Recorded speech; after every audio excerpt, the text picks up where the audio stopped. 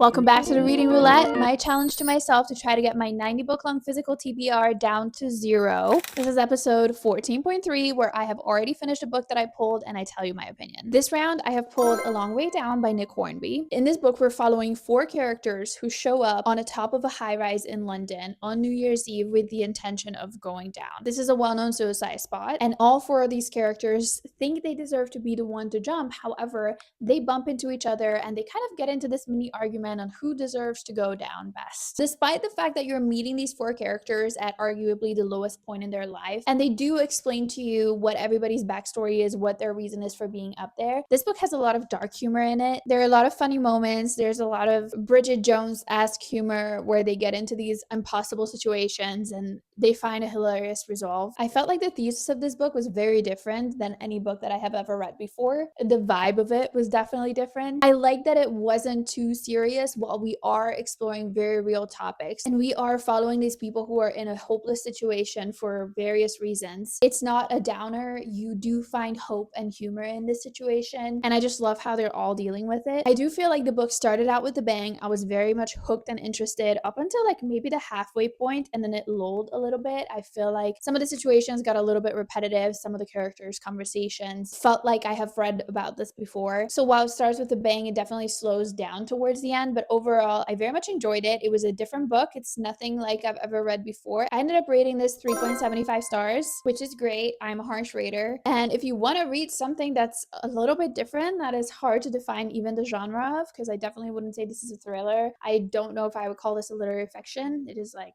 general fiction. I would definitely recommend this one. Make sure you follow me so you don't miss the next part to see what I am gonna have to read next. Thanks for watching.